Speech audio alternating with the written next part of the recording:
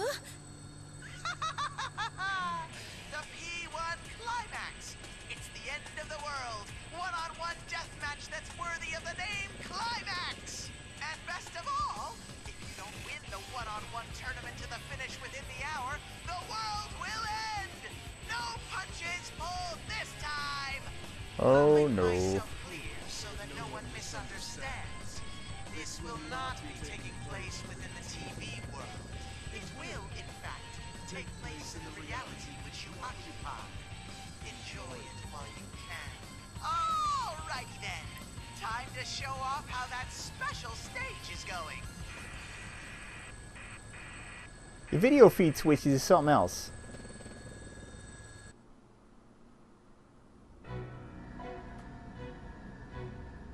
Oh, yeah. Oh, well, now we know where our friends are.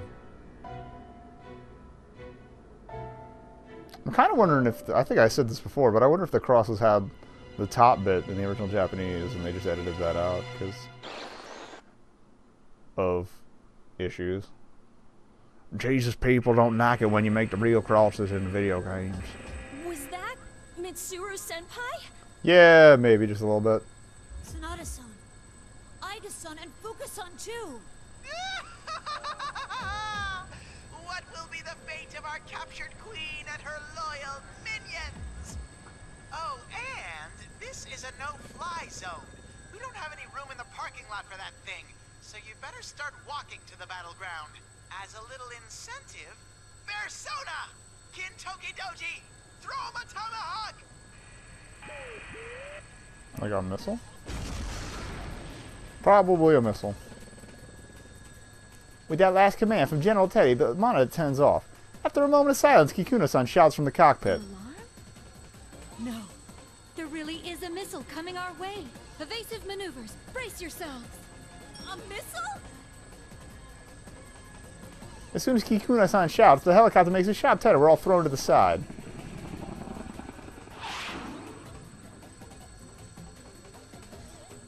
There's a deafening roar, and the helicopter shakes madly, but recovers. Are we hit?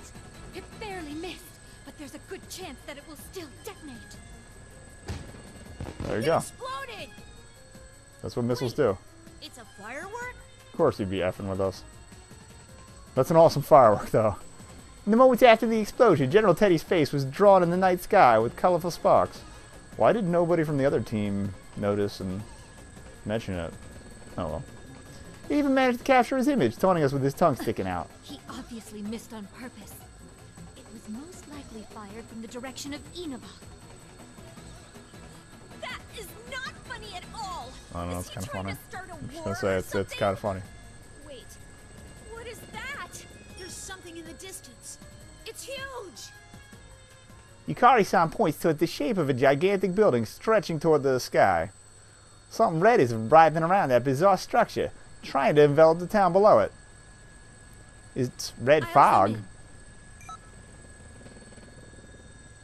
Kikuno-san adjusts the monitor that had just been displaying General Teddy's laughing face to show us the enormous structure up ahead. I notice Yukari-san and Ken-kun both tense up when they catch sight of it. No way. This is just like Tartarus. Session data for Tartarus. Results found. A labyrinth that only appears during the dark hour and a breeding ground for shadows. It was also the place where a powerful being was going to descend upon the world to bring about destruction. The documents in my hand have a page dedicated to it as well. What I read there confounds me. 3 years ago, when Mitsuru-san and her companions were in school, something happened there.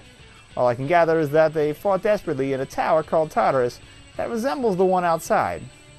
As the red fog grows thicker, the building that Ken-kun and Yukari-san referred to as Tartarus begins to disappear from our view.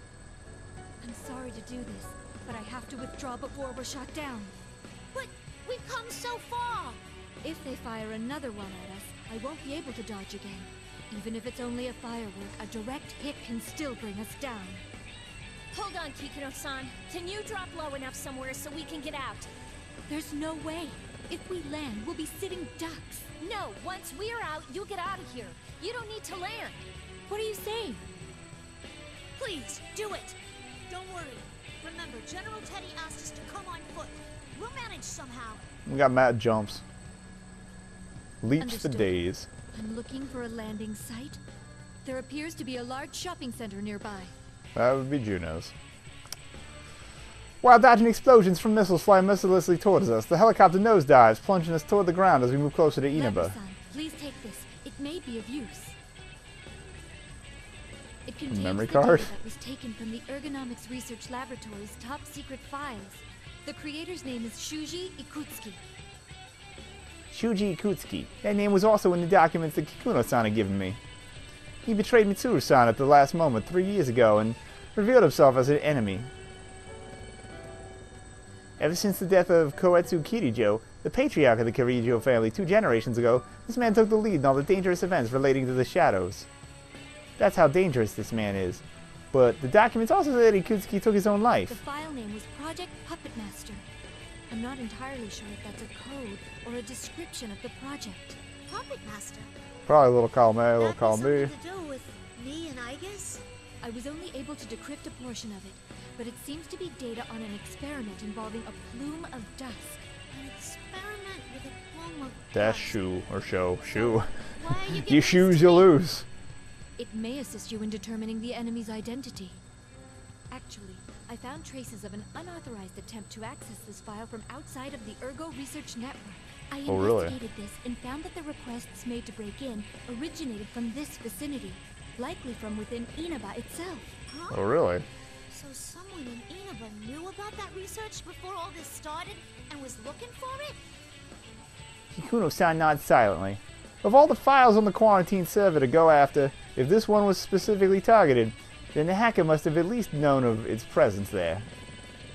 The cyber attack wasn't done by some ordinary hacker who broke into the server and was looking around out of curiosity, which means that the hacker is probably either the culprit himself or someone connected to them, or a cyber The pathogen firewall on prevented somebody's them phone. from accessing the file, but the attempted Sorry. hacker didn't even Can't help. try to cover their tracks.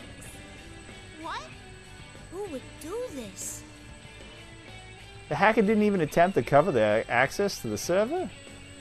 Could that mean that they wanted someone to know about the existence of this file, even if they failed to access it? That doesn't make much sense. Putting aside whatever doubts we have, Kikuno-san continues It was on. only in fragments, but the name Sho Minazuki appears many There we times go. in those files. Who is he? Oh. Sho Minazuki. I don't know that name.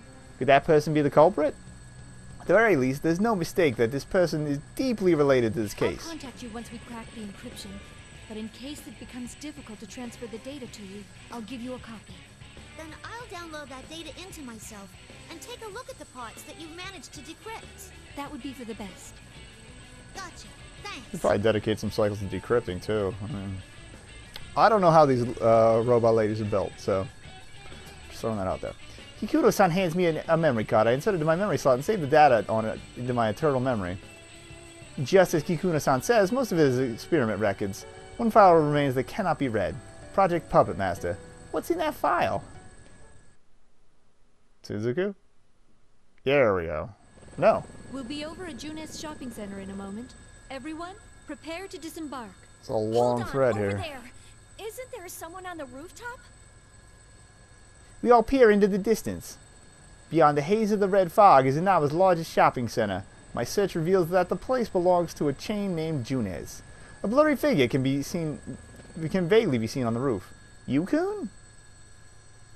For a moment, I think it's someone I know well, but the height and physique of the shape on the roof don't resemble anyone I know. Ken-kun raises a pair of binoculars and attempts to make out the figure's face. Wait, why is he there? That's impossible. Huh? What's wrong? It's Ikutsuki. We never ran into him at all in the P4 side. That's weird. No way. That's weird. Is this like the trumpet dude from Lisa? What's going on here? Shuji Ikutsuki, the name leaves me at a loss for words. Perhaps he's mistaken. I open the side door of the helicopter and a strong gust of wind blows in.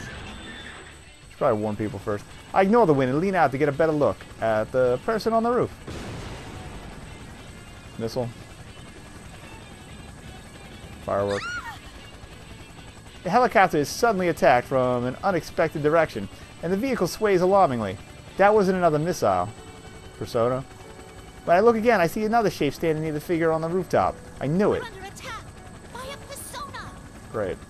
That doesn't make sense. According to the records, Shuji Ikutsuki was never able to use a persona.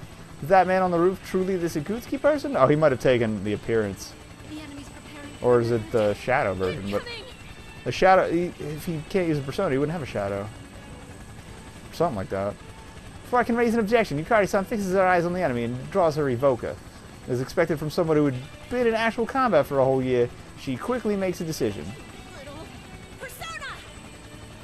Yukari-san's finger flexes around the trigger of her evoker, but in the instant before she pulls it,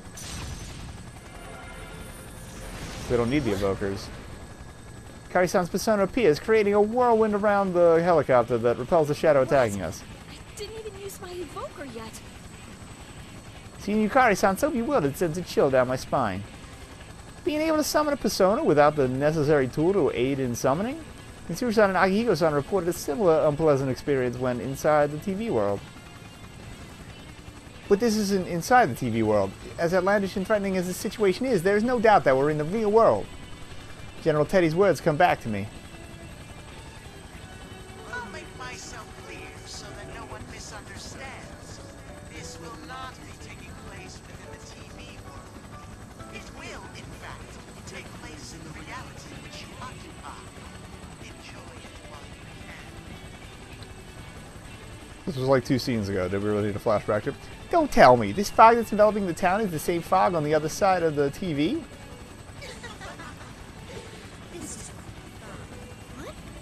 What was that?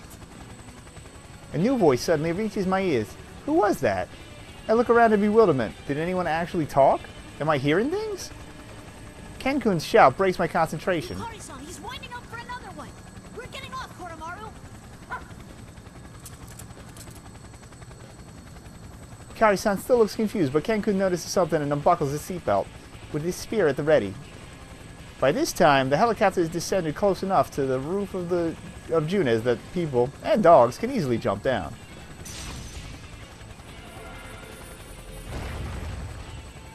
Koromaru-san growls and another persona appears. At the same time, Ken-kun leaps out of the cabin, stabbing at the enemy persona closing in on us. Koromaru-san's persona and Ken-kun's spear both hit the attacking enemy at the same time, and Ken-kun drops to the roof unharmed. It seems you're always taking on the responsibility of saving others, Yukari-san. Seriously, it's like, again, really? But I'll take this one. After all, I save the world on a weekly basis. Fair enough. Koromaru-san and Yukari-san drop out of the helicopter and nimbly land on the roof. Amazing! Their combat abilities are equal to those of weapons like me or Aegis. Even though they are secondary members of the Shadow Operatives, used only in times of emergency, it seems as if they've been on this team the entire time. I quickly ready my axe and follow them.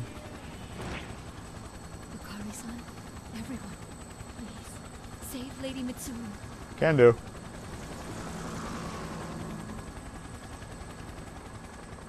And a thread. I just want to end because we were getting all these frame drops and I don't want to. Oh no, we'll probably have to do at least one fight. Since this was a choice option thing before. When I look back up to the red sky and after landing, I see the helicopter gaining in altitude while maintaining its balance. Thanks to Kikuno-san's desperate resolve and her piloting skills, we managed to safely reach Inaba. Or wait, no, that's right. The team gets sent off while the other kids fight. I check my surroundings once more while praying for Kikuno-san's safety. This is the Inaba branch of Junes, that department store chain. We're at the food court on its rooftop. Normally there would be plenty of people here, but it's clearly been abandoned. Where did he go? But it's midnight. Ken-kun readies his spear and tries to peer into the fog, making visibility such a problem. I look around, ready for battle as well. Whoever attacked us should be nearby. Hey, Ken-kun, did you really see Ikutsuki here a moment ago? Yes. I didn't see him clearly, but there's no way I could have mistaken him. That's impossible. I mean, Shuji Ikutsuki is... Dead. That's right, Shuji Ikutsuki died 3 years ago. And we were just attacked by a persona. According to the records from that time, the Ikutsuki had no persona. At the very least, it looks like he's not nearby. We can't let our guard down yet, though. She's right. I scan the area and read no one else here besides the four of us. I say as much, and we lower our weapons in order to discuss our strategy. Koromaru and I are going to continue looking for him. If that really was Ikutsuki, there's no doubt that he's involved in this case. That's true. Can you and Koro-chan go after that guy from earlier? But that person seemed to be using a persona. Won't it be dangerous for you two going off on your own? The two humans look surprised for a moment and trade glances. Did I say something odd? Don't worry about me and Koromaru. Even if we run into something we can't defeat, we'll find a way out of it. And honestly, it's faster for us to split up. I am a bit worried, but I'm gonna believe in you guys. They have absolute faith in each other after having fought together for so long. It's not that they don't have concerns about one another, but they truly believe that they will accomplish their goals on their own. I wonder, will these people ever feel the same way about me? After all this time, I realize how the time shared between Yukari-san and Ken-kun separates me from my companions. So I'll head to the station to get Junpei. It didn't seem like he'd figured out the situation yet. Huh? Weren't you talking to him on the phone earlier? I was, but that idiot's phone ran out of batteries or something while we were still talking. But even if I can't rely on him to keep his phone charged, he's still good in a fight, so I have to meet up with him. I see. Fair enough. He seems like kind of a goofball. He is. Right? He's always been so useless. Huh? Did I say something funny? Nah, not really. It just sounded like you were actually kind of fond of him. Oh, I guess so. Yeah, I think you're right. These people trust each other, and they're always thinking of one another. When one of them faces danger, the others always rush to help them. A term comes to mind: ideal companions. I wonder how Yukun and his friends are doing. I have the feeling that this group and Mitsuru-san's group are gonna go through similar problems after all. What about you, Labras? What'll you do? Huh? I hope Mitsuru-san and the others are okay. Could you please go right to that tower? We'll head over there too as soon as we can. Okay. Yukari-san and Ken-kun look to me. It doesn't matter to them that I haven't known them for very long. They see me as a companion and trust me. Right. It's decided then. Labras, you head to that tower.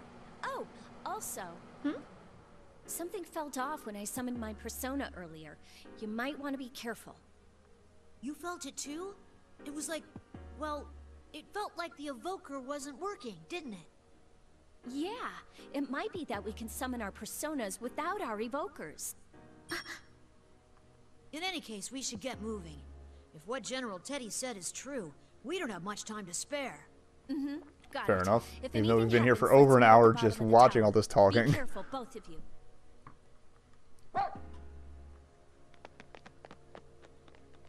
Yukari-san and I leave Ken-kun on the roof and head for the stairs. She and I split up not long after, all of us firmly believing that we'll see each other safely once more. Wait for us, Mitsuru-san.